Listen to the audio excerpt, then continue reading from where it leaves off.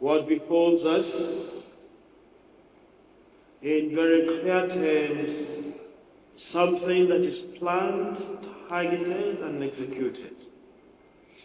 But in the midst of all this, as I would round up, guns should not be the answer.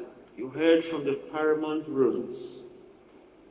They heard badly because as you went into the mega camp out there, out of the many we have, the 17 camps we have in the state, you went to one where you saw aged mothers and grandmothers, where you saw very little and young children without fathers. These are the struggles we go through every day.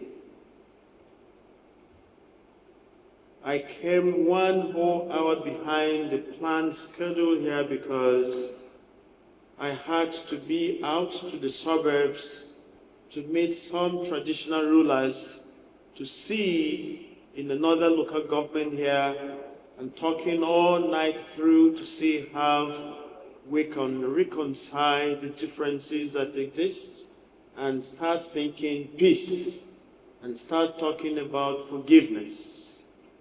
And the foremost question that comes to mind is, this all our lives, this is where we have been, this is what we know, famine, and now we are displaced, we are killed, we are driven, and there is a lot of land grabbing.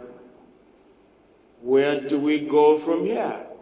How do we discuss peace? And when we talk about disarmament, we don't have the arms, but we are killed. What are we disarming? So these are the challenges that are before you. But I am excited that you are all here, and all major stake players and holders are here with us. We made a number of efforts to ensuring that peace remains what we knew and know and what we continue to practice. To our traditional institutions, we thank you for your wisdom and stewardship.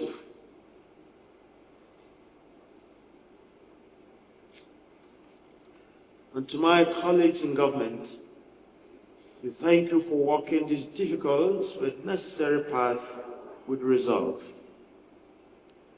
I've been on the phones with the governors of Nasarawa State, Taraba, and also we spoke a few weeks ago with the governor of Pate. We are extraordinarily bleeding, particularly in Benue, in Pate. We need peace because we are a peaceful people. I volunteered among the governors and the states in the front lines to host the North Central Summit on Peace just for us, the governors, and a few major stakeholders. Governor Sule is the chairman of North Central Governors Forum, and it's now already sent word out to North Central governors just to give me a date on when this would happen. These are all the efforts we've been doing in line with our traditional fathers and rulers and all the other major stakeholders who are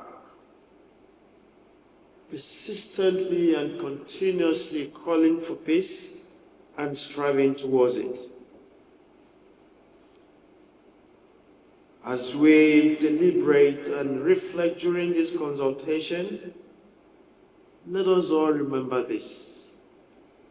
The strongest weapon, it's not the gun. It is vision. Our safest shield, it's not the war. with trust. And the most reliable armor is not fear, but accountability and courage. I wish you had more than 2 days to go into these 7 local governments to see the number of people that have been killed, that have been driven out, and their land taken and occupied. This is our reality. There's no other way of saying it, but this is the truth. We need every resolution and we need every solution to be placed on the table for this to work. We are willing collaborators and partners of peace. And I will ensure at all times that peace is the watchword and it returns to our borders. Let us walk this road together, not armed with bullets, but with bold ideas, collaborative spirit, and unwavering resolve. Support me to take all the IDPs back to their ancestral land. Let our farmers go back to their own farmlands.